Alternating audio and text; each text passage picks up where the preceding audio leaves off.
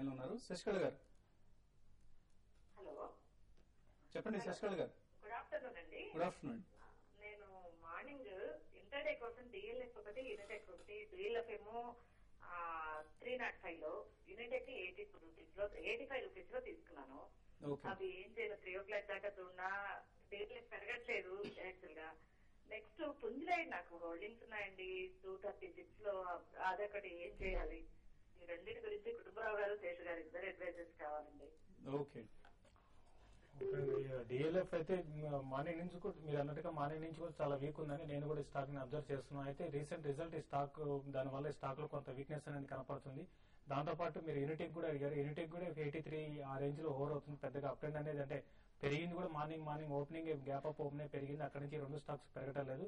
అయితే ఇప్పుడు మార్కెట్ లో ఫ్రెష్ ఒక 15 లాస్ట్ ఒక 1 hour నుంచి ఒక 15 పాయింట్స్ నిఫ్టీలో అప్ ట్రెండ్ వచ్చింది. కాబట్టి ఈ రెండింటిలో కూడా ఒక చిన్న స్పట్ ఒక డిఎల్ఎఫ్ లో 1 to 2 రూపీస్ దాకా స్పట్ అవడానికి అవకాశం ఉంది. తర్వాత యూనిటెక్ లో 50 to 60 పైసలు రావడానికి కూడా అవకాశం ఉంది. సో రెండప్పుడు మీరు రెండింటిలో ఒకసారి ఇంటర్డే కంటే ఈ రోజు క్లోజ్ చేసేయడం బెటర్. షార్ట్ టర్మ్ లో కూడా డిఎల్ఎఫ్ మాత్రం 312, 314 దాటే అవకాశం లేదండి. పుంజ్లాడ్ మాత్రం మీరు హై ప్రైస్ లో కొన్నారండి. యాక్చువల్ గా 180 బిలోకి రాగానే స్టాక్ చాలా షార్ప్ డౌన్ ట్రెండ్ ట్రిజర్ అయింది అనమాట. ట్రిజర్ అయి క్లోజర్ టు 110, 115 బాటమ్ అవుట్ అయింది. అయితే ఈ లాస్ట్ రిజల్ట్ మాత్రం క్వార్టర్లీ రిజల్ట్ కాస్త బెటర్ దాన్ ఎక్స్పెక్టెడ్ గానే ఉండిందనమాట. ఎందుకంటే ఇక లాసెస్ ట్రిమ్ డౌన్ అయిపోయినాయి కాబట్టి నేను అనుకోవటం ఇంకొక 1 quarter కనుక మీరు వెయిట్ చేయగలిగితే ఫ్రెష్ అప్ ట్రెండ్ స్టార్ట్ అవుతుంది. Above 135 couple of times close అయితే కనుక మీరు యావరేజ్ కూడా చేయండి. చేస్తే గనక in 3 to 4 months definitely 170 to 180 attempt చేస్తుంది. చేసినప్పుడు ఎగ్జిట్ అవ్వచ్చు. ఓకే అండి. గణేష్ ఖమ్మం నుంచి లైన్ లో ఉన్నారు. గణేష్ గారు చెప్పండి. గణేష్, నారాయణ పెట్టేసి 33 రూపాయలు 4 బీటాలు ఉన్నాయి సార్. 4 lots ఫీచర్స్ ఉన్నాయి. ఓకే అండి. బ్యాంక్ నుంచి వచ్చేసి 9800 4 కార్లు ఉన్నాయి సార్. ఏ కంపెనీ అండి? హోల్డ్ చేయమంటారా, సెల్ చేయమంటారా సార్? అది రెండో స్టాక్ ఏది మీరు అన్నది? Bank Nifty sir. Bank Nifty. Bank Nifty. Okay అండి. అవును సార్. 9800 4 కార్లు ఉన్నాయి సార్. షార్ట్స్ లో ఉన్నారు. ఓకే ఓకే అండి. అవును సార్. 4 లాట్ల షార్ట్ లో ఉన్నాం. Very good.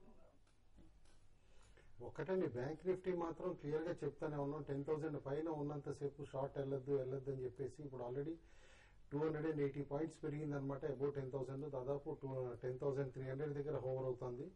నేను అనుకోవటం మాత్రం ఇంకా చాలా స్ట్రీమ్ ఉందండి. ఎందుకంటే unless front line banking stocks లో కనుక కరెక్షన్ ట్రిజర్ అయితే తప్పితే మీకు బ్యాంక్ నిఫ్టీ పడే స్కోప్ కనపట్లేదు. మోర్ ఓవర్ ఇప్పుడు ఐసిఐసిఐ బ్యాంక్ లో ఫ్రెష్ అప్ ట్రెండ్ స్టార్ట్ అవుతుంది. ఇవాళ మీరు కేర్ఫుల్ గా ఐసిఐసిఐ బ్యాంక్ అబ్జర్వ్ చేయండి. వాళ్ళ క్లోజింగ్ లో కనుక 935 and above ICICI bank close అవుతా ఉంటే ఈవెన్ బ్యాంక్ నిఫ్టీ కూడా మీరు క్లోజ్ చేసేయడం బెటర్ పొజిషన్. ఎందుకంటే అనదర్ 200 పాయింట్స్ స్పర్ట్ వచ్చే స్కోప్ ఉందండి within next few sessions.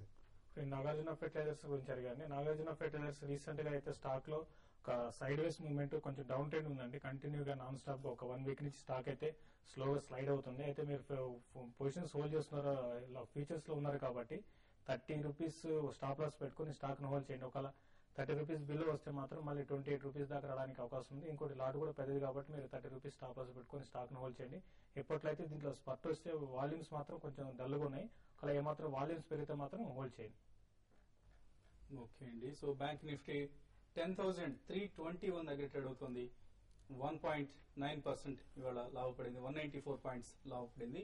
Open interest భారీగా పెరిగింది. 14% ఓపెన్ ఇంట్రెస్ట్ పెరగడం బ్యాంక్ నిఫ్టీ సంబంధించిన విశేషంగా చెప్పుకోవచ్చు. సందీప్ కాకినాడ నుంచి లైన్ ఉన్నారు. సందీప్ గారు నమస్తే.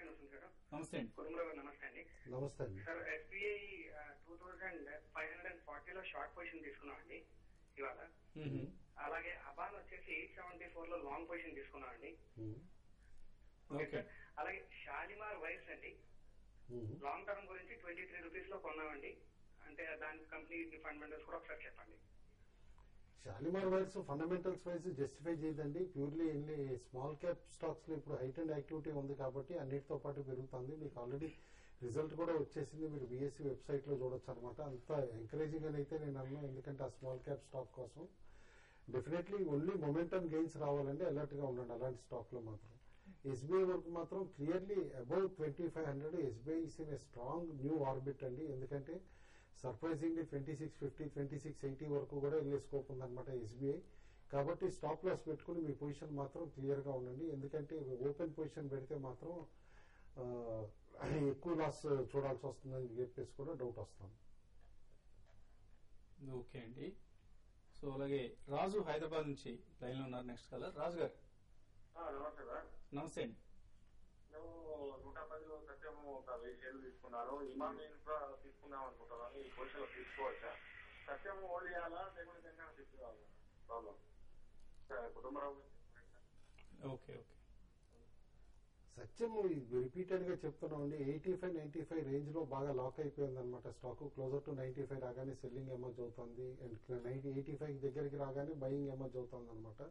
అన్లెస్ అకౌంట్స్ రీస్టేట్ అయితే తప్పితే కానీ మనకి డెఫినెట్లీ మేజర్ అప్ ట్రెండ్ అయితే అందులో ట్రిజర్ కాదు. But tech Mahindra officials just 3 days back ఇచ్చిన కాన్ఫరెన్స్ కాల్ ని బట్టి మాత్రం definitely they are very positive and final stage లో ఉంది. This time we're not going to seek postponement, definitely ఇచ్చేస్తాం రిజల్ట్స్ అని అంటున్నారు. వన్స్ అది వచ్చిన తర్వాతే క్లియర్లీ ట్రెండ్ డిఫైన్ అవుతుంది సత్యంలో మాత్రం. ఎరా ఇన్ఫ్రా మాత్రం మీకు ఇమామి ఇన్ఫ్రా మాత్రం రీసెంట్లీ డీమర్జ్డ్ అయిన ఎంటిటీ అండి. ఇమామీది అనమాట. జండు రియాలిటీ ఏదైతే ఇది వరకు ఉండేదో అప్పుడు జండుని మర్జ్ చేసిన తర్వాత ఈ రీస్ట్రక్చరింగ్ చేసి తిరిగి రీలిస్ట్ చేశారనమాట. ఫస్ట్ డే నాడు హైలీ కాంట్రవర్షియల్ ట్రేడింగ్ అయింది, ఎందుకంటే both the exchanges difference of value తోటి కూడా అనమాట. ఎన్ఎస్సీలో 540 హై అయితే ఇటు బిఎస్సీలో 295 హై ఉండి ఇట్లా అనమాట. ప్రిఫరబ్లీ కపుల్ ఆఫ్ డేస్ ఇంకా సెటిల్ అవునండి ట్రేడింగ్ ప్యాటర్న్. సెటిల్ అయిన తర్వాతే డెసిషన్ తీసుకోవచ్చు. ఓకే అండి. అలాగే టీవీ5 రెగ్యులర్ గా నిర్వహిస్తున్న steel city securities investor summit ఈసారి వరంగల్లో ఈ వారం శనివారం, వచ్చే శనివారం జరగబోతోంది. దీనికి సంబంధించిన మరిన్ని వివరాలను రేపు ఉదయం బిజినెస్ బ్రేక్ఫాస్ట్ షోలో ప్రకటించడం జరుగుతుంది. ఇప్పుడు ఒక షార్ట్ బ్రేక్ తీసుకుందాం.